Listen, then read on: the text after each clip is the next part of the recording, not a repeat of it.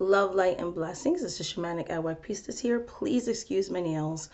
I have to get my eyebrows done too as well, but I'm going to be doing that later on today, or at least later on next week. I just been working a lot and haven't had a chance to actually go and get my eyebrows professionally done, because I've tried to do my eyebrows myself and I end up having no eyebrows. I'm not good at doing my own eyebrows, and yeah, I'm going to get a manicure too. Just treat myself. But anyways, that's not the point of this video. I'm going to do a VR today called Shopping for Tarot. It was originally created by Lady Knight of Avalon. It was created actually last month, so I'm very late to the game. I usually don't do VRs, but this one really called to me. And the only reason is because of time constraint. I'm a professional psychic reader, so I do like psychic readings professionally. I'm also a shaman by tradition, and things like that. And I do a lot of spiritual healing work. I'm constantly doing spell work for myself and others. So I run a spiritual based business, and it keeps me pretty busy. I'm very fortunate for that. I usually work 6 days a week, and so it's really hard for me to make videos like in real time. So I usually pre-record videos weeks before and then post them maybe weekly or bi-weekly and things like that. So VRs are harder for me to make, but I wanted to take some time out and make this video.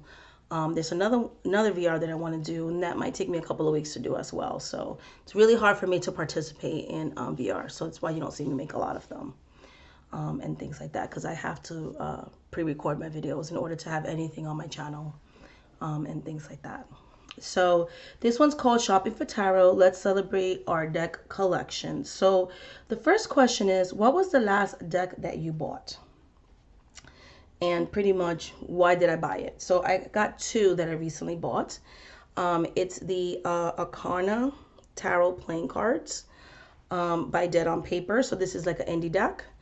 And I bought it because my first love is cartomancy. I grew up with people of a family of psychic readers and spiritual healers and medicine women and things like that.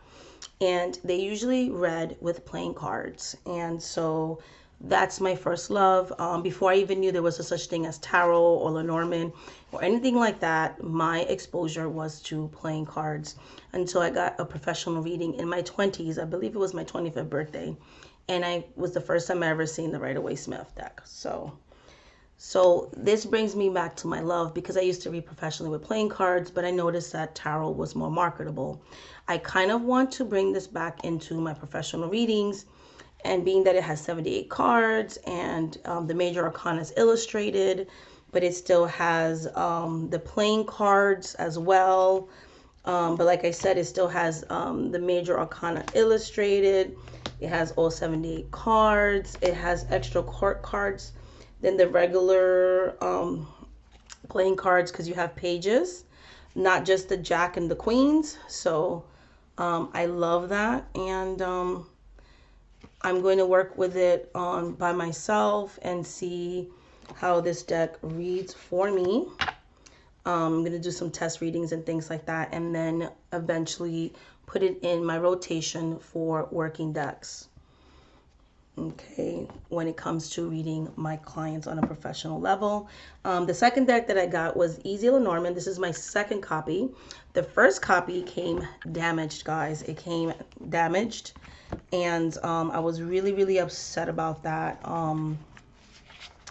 because of the simple fact that the first 3 cards were stuck together. And usually when cards are sticky, I can remove them without causing damage to the deck. That was not the case with the Easy Lenormand. The cards got stuck together. The illustration on the card got stuck to the back of the cards in front of it, so it had missing chunks. I was so disappointed. I contacted Amazon. I'm about to mail back the first copy so they can take it back in order for me to keep this one and not get charged double. So I'm going to do that today. And this copy came in better condition. I just got it yesterday along with my Arcana Tarot playing cards. So, and this one I got because I recently got into Lenormand. It was I bought the Lenormand Oracle and I liked it, and then I saw a video and on a YouTuber's channel, and she was raving about the Under the Roses Lenormand. And once I got that deck, I just wanted to get into Lenormand, which was something that I wasn't really resonating with or that passionate about. And so I wanted a more traditional deck to study the original symbology, because the two decks that I have are very inclusive, but they're a little bit, they have some modernization and some modern take. So I just wanted like a clean reader to study the symbology, the meanings, and do a further study and a more in-depth study of Lenormand, because I might possibly offer Lenormand readings on a professional level, possibly in the future. Not so much ready to do that yet. I kind of want to study the system a little bit more, and things like that. So these two systems and decks are for working purposes. So they're for my professional reading and to add something to that. Number 2, what's your decision process when you buy a new deck? So I usually, before I used to buy decks impulsively. So when I first started reading professionally, and even when I just started reading, when I was just reading on a non-professional level, I only used to use playing cards. And then all of a sudden I was on Amazon, and I was, remember I told you I had seen the Rider-Waite Smith. So I was like, I want to look more into tarot cards. And I saw like Doreen Virtual stuff, and I got like the Angel Tarot, and then eventually I got like Robin Wood and other decks. So I slowly started incorporating more decks into my practice, and things like that. So there were decks that I was drawn to. I didn't know much about these things, and then I started watching YouTube videos because I was looking to add to my collection, and I was like, oh, they have actual walkthroughs, like they actually show every card and things like that. So in the beginning was to expand my collection. It got kind of out of hand in my opinion, because I was never a collector. So I was just kind of buying them impulsively, and then I started like noticing that some of them I would connect with and some of them I wouldn't. So I started to purge and purge and purge, and started to change the way that I bought decks. So what I've been doing in the last 2 years has been being more thoughtful about my purchases. So unless I dream of a deck, and what I mean by dream of a deck, not a deck that I already seen, but a deck that I've had dreams of decks that I have never physically seen, but I see like a certain art style, and I'll Google it, and then a deck will come up, and I'm like, oh my goodness, those are the images that I saw in my dream. So if I dream of a deck and like there's no logical explanation of how would I know an imagery of a deck I have never physically seen, those are mostly the ones I read professional with, and I work with. There's been a few that I've seen walkthroughs of, and I feel immediately drawn to it, and I'll buy it for that reason. Like the Odisha Tarot, I bought it because that's more to my cultural lineage, and I love the fact that the person who made the deck is someone who practices Ifa and practices Santeria. He practices African traditional religious practices as of the Caribbean, so Afro-Caribbean religious practices. And I love that because it's someone who's on the inside doing a respectful tribute, homage, and sharing knowledge with those people outside of it, or people that do practice it, and you know what I mean. So decks like that I buy. Anything that's going to add to my personal practice, because I do buy decks specifically for myself. I do buy decks that are pretty much bought, like the Arcana Tarot playing cards, for professional reading purposes, to read clients and things like that. So I buy decks if they're going to be working decks. I don't buy decks for collections or because pictures look really nice. I buy decks that I feel psychically drawn to, that the spirits are guiding me to buy, that I know are going to give me really spot on readings and are going to add on to my professional spiritual business or add something to my life. So it has to have a purpose. So I'm very purposeful in my purchases of decks, because I'm trying to keep my collection under 30, and things like that. So that's where I'm at right now with that situation. Number 3, what are the deal breakers in a deck that keeps you from buying it? So the obvious, of course, are racially insensitive decks, too much nudity. I know there was a deck, I can't remember the name of it. I was watching a walkthrough of it, and there was just penises everywhere. Like, I'm not really into looking at penises when I'm reading other people, because again, when I'm reading professionally, that makes me uncomfortable. I don't want to look at penis decks when I'm reading for myself. That's just me personally. I don't really like too much nudity. Rider-Waite Smith has nudity, but it's like, in my opinion, tasteful. So decks that just have nudity to have nudity is not my thing. I'm not into goddess decks at all, because I just noticed they always try to put like, it's always the same deities. If it's like Asian spirituality, if they try to include like African spirituality, it's always the same deities, Oshun, Yemaya, so on and so forth. They're not goddesses to most people that practice these traditional religious practices in the Caribbean. And I don't like goddess decks because a lot of times they try to make goddess decks more new agey. So they only show like the positive aspect. They never talk about like the negative aspect, not negative, but like the darker goddesses or deities and things like that. And again, also because I feel like there's a lot of cultural appropriation and misappropriation in these decks when I'm talking about my lineage and my culture. I just find it disrespectful because I know for a fact a lot of the creators that make these decks know nothing about my culture. They pretty much regurgitate the same information that everybody else does. So I don't get anything out of it. I don't feel a connection to them, and I just really don't like goddess decks. So if it's a goddess deck, whether it's a goddess tarot deck, oracle, I'm not going to buy it. It just does not resonate with me. If a deck is too modern, I like the traditional symbology of tarot. Now, Modern Witch Tarot is a modern deck, but it still has like the traditional symbology in it. So that deck I do like. It's a recent purchase that I did, not as recent as these two, so I didn't include it in the video. And I like its take. You know, I like the inclusivity, the diversity that it has, but it still has those traditional symbology. And so symbology is very important to me. When the deck is just too modern and I don't see any of the symbology of the Rider-Waite Smith system, is a deal breaker for me personally. It doesn't even matter if the art's beautiful or anything like that. So lack of diversity. If you are creating a deck and it's past the 2000s, so we're like, you know, if you're past 2010 and you're still creating decks with just one race of people, unless it's a tradition. So like the Druid craft, that never bothered me that there's no people of color there because it's the Druid craft. And most Druids are of European descent, so that does not bother me. If someone made an Orisha deck and there was only people of color on it, I would not be offended by it because it's an Orisha deck and usually people from the Caribbean and things like that, and for the diaspora or things like that, or someone made like the African deck, I'm gonna expect to see African people on it. That doesn't bother me. It doesn't have to be diverse in that sense. If someone's making a chakra deck and you see a lot of people from India in the deck, that's not going to bother me because that's their culture. But it does bother me when you're creating a modern deck of everyday. So you're like the Everyday Witch Tarot. I don't want to buy that deck.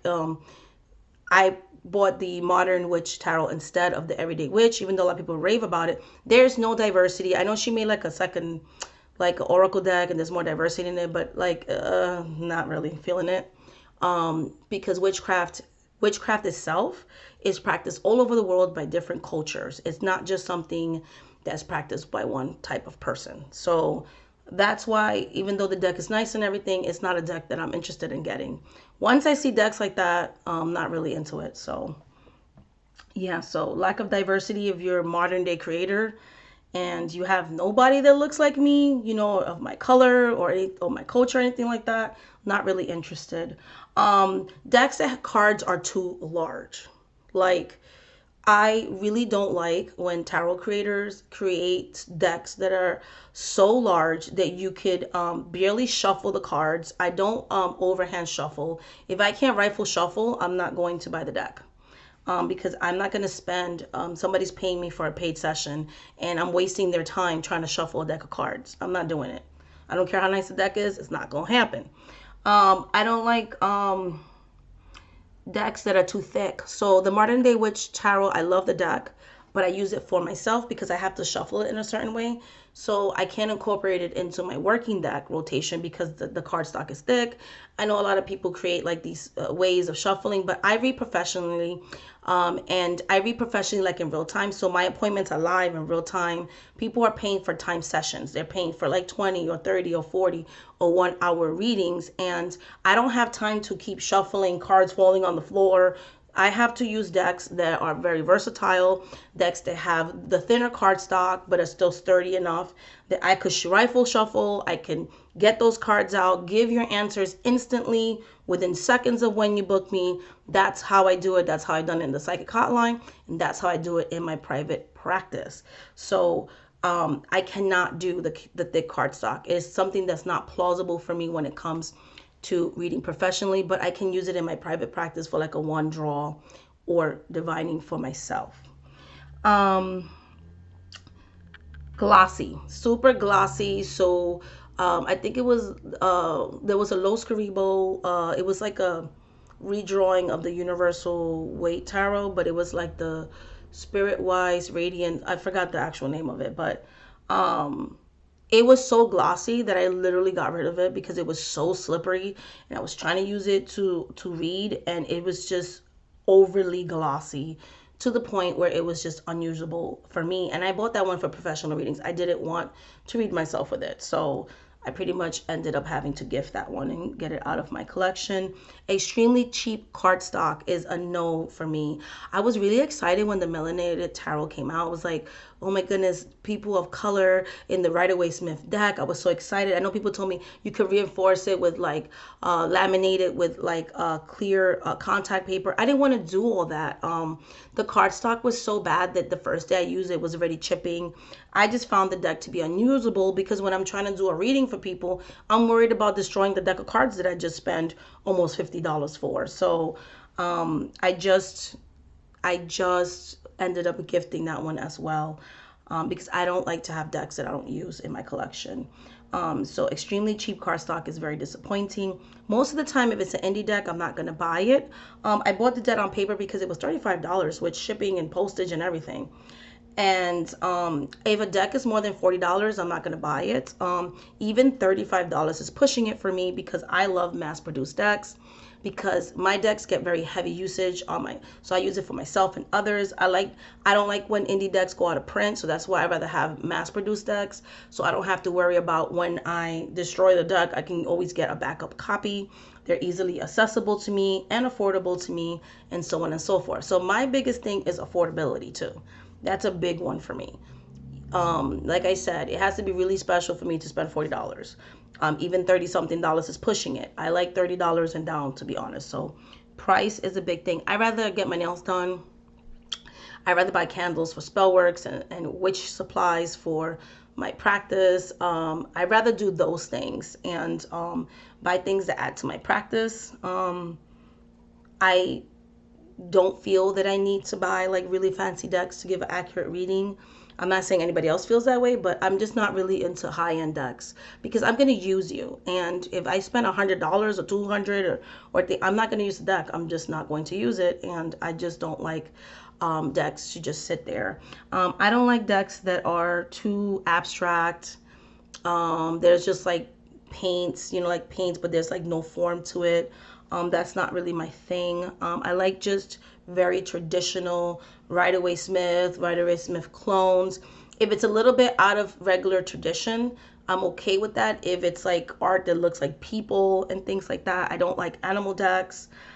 I don't like decks that are too popular. For instance, The Wild Unknown never resonated with me. Raven's Prophecy never resonated with me. The Green Witch Tarot never resonated with me.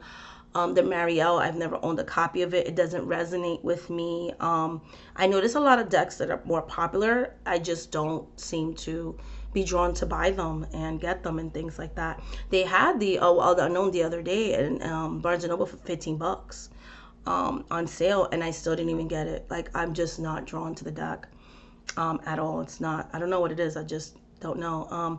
Decks that are too scary. So the vampire decks I don't like with the blood coming out the face, or the Deviant Moon.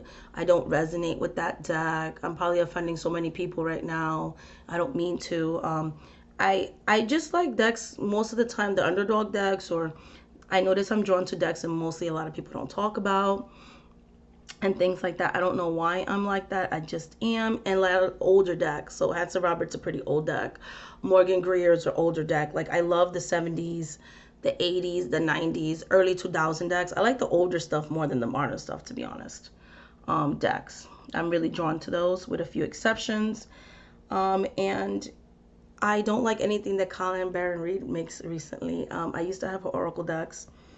I didn't like her good tarot because I didn't like the intro that she had. It sounded very judgmental, pretty much putting down fortune telling and things like that. That is one of my biggest pet peeves. I don't like people putting me down for people that do fortune telling or predict the future and stuff like that.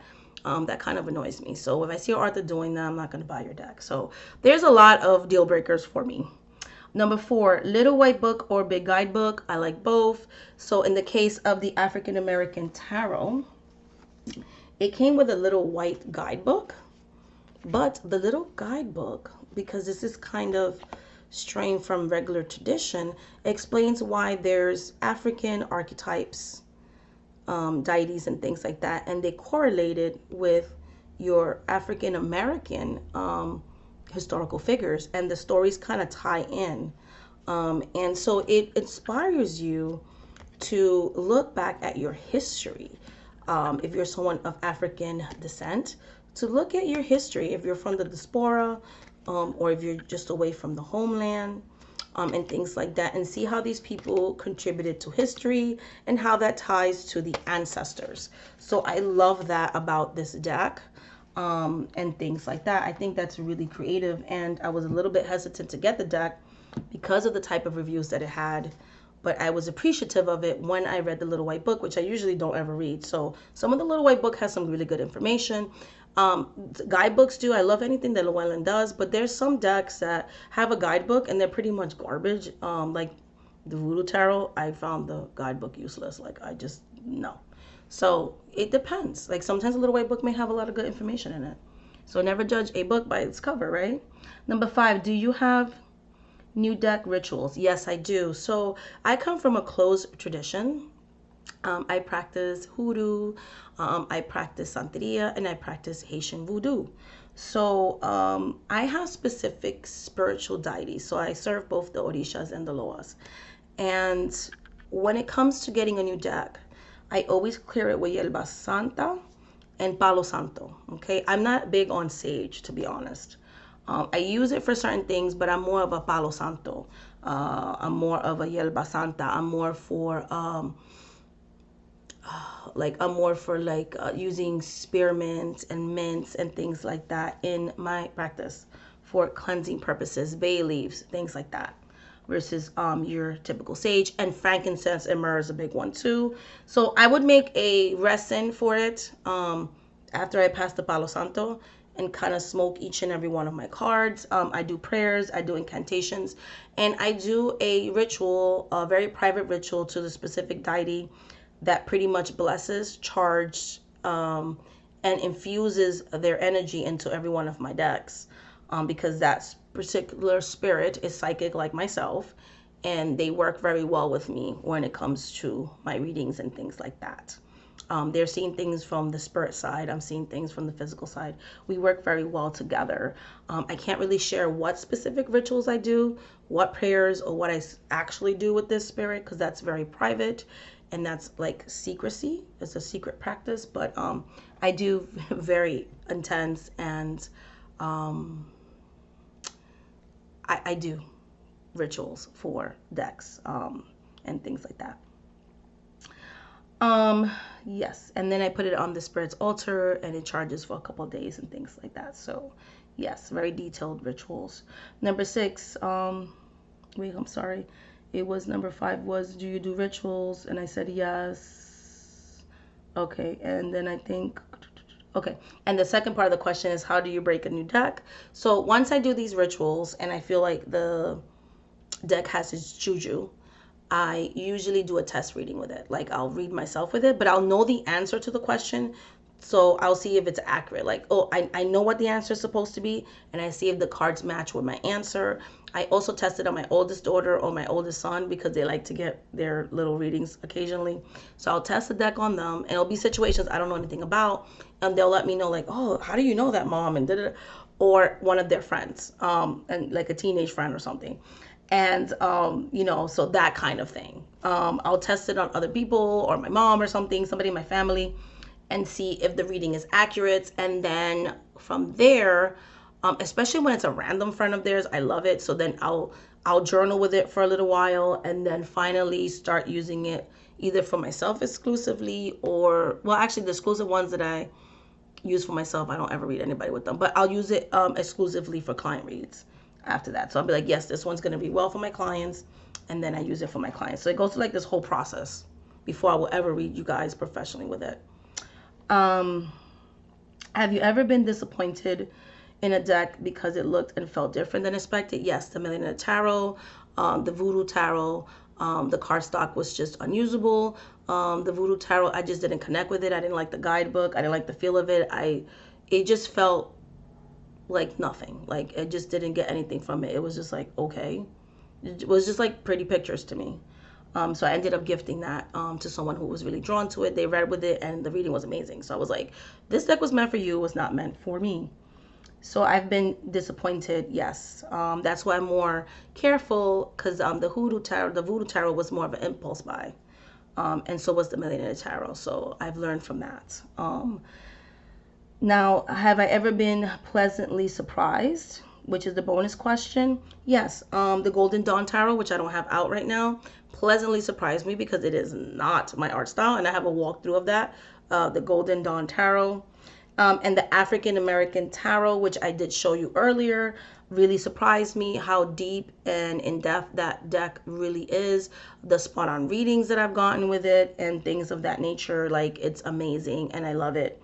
And my daughter told me to get it because I was intuitively drawn to get it, but I had seen very unfavorable reviews of it and people saying like they look like caricatures. But when I actually looked at the deck, it did not look like caricatures. I feel the artwork is beautiful, and I deeply and highly connected with it. So I feel like it was a very respectful deck, and it was beautiful. So I love it. Number 7, do you interview new decks? No, I don't do any type of deck interviews because I do the ritual. I dedicate it to the spirit. And then I do test readings with it. So deck interviews don't resonate with me, and it's not really part of my practice because spreads are not really part of the way I read tarot either. I read tarot very organically.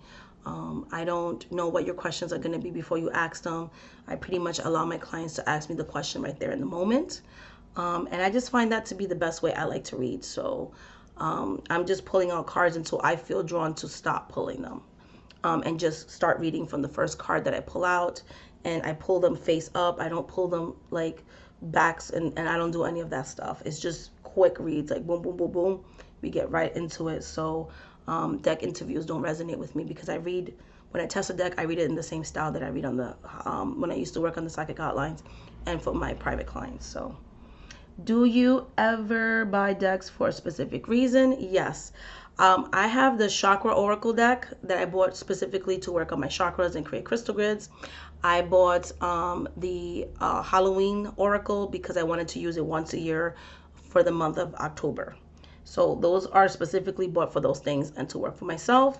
I also bought, the recent decks that I bought. This is for study purposes. So I'll buy decks for study purposes. I'll buy decks for like Under the Rose, Lenormand. This deck I specifically bought, to read myself with it, to give myself readings with it, but not really to read other people with it. And this one I'm going to read other people with it in the future.